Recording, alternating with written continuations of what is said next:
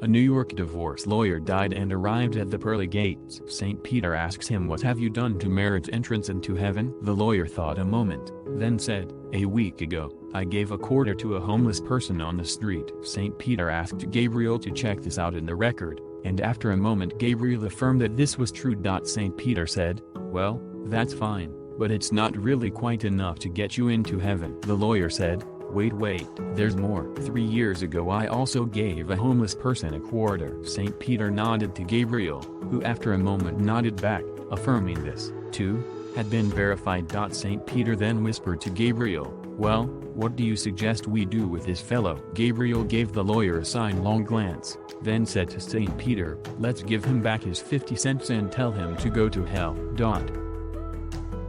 Buying condoms.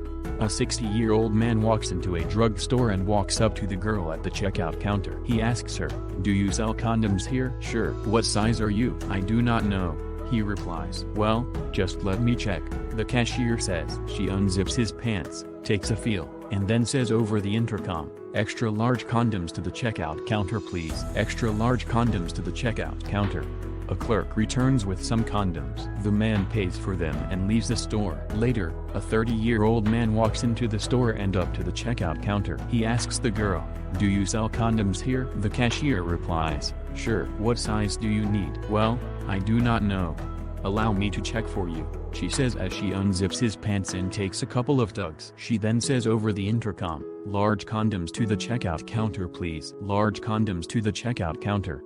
A clerk returns with some condoms. The man pays for them and leaves the store. Sometime later, a 18-year-old boy, hoping to get lucky, walks up to the girl at the checkout counter and asks sheepishly, Do you guys sell condoms here?" "Yep," she says. "What size do you need?" "I don't know," he says nervously. "Allow me to check for you," she says. The cashier unzips his pants for a feel, pauses for a moment and then says over the intercom, "Clean up at the checkout counter please." Clean up at the checkout counter.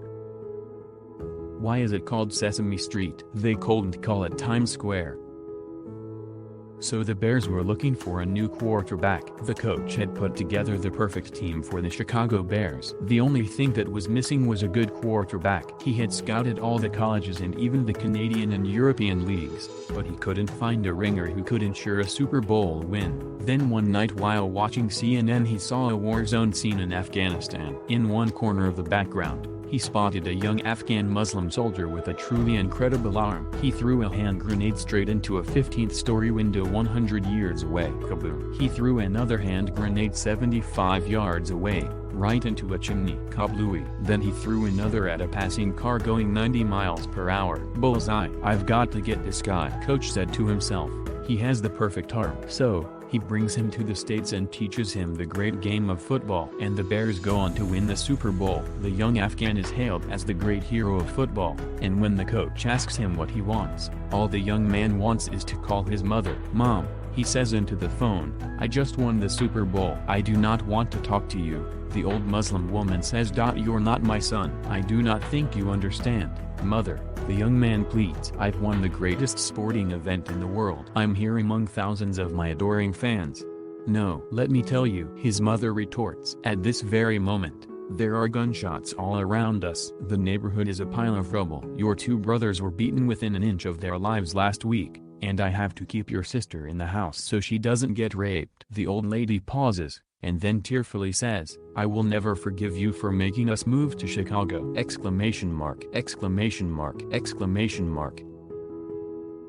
A gorilla dies of old age at a zoo right before it opens. It's the only gorilla as they are not very profitable. However, the gorilla is their most popular attraction by far, and they can't afford to go a day without it. So the zoo owner asks one of his workers to wear a gorilla suit they have in storage for an extra $100 a day if he will go in the gorilla cage and pretend to be the gorilla until the zoo can afford a new one quickly. The new gorilla becomes the most popular craze at the zoo. People from all over are coming to see the human-like gorilla. About a month in, the craze has started to wear off. So, to get people's attention back, he decides to climb over his enclosure and hang from the net ceiling above the lion's den next to him. A large crowd of people gather watching the spectacle in awe and terror. Suddenly the man loses his grip and falls to the floor of the lion's den. The man starts screaming help! Exclamation mark! Help! Exclamation mark! Exclamation mark! Suddenly a lion pounces him from behind and whispers in his ear, "Shut the fuck up right now or you're going to get us both fired."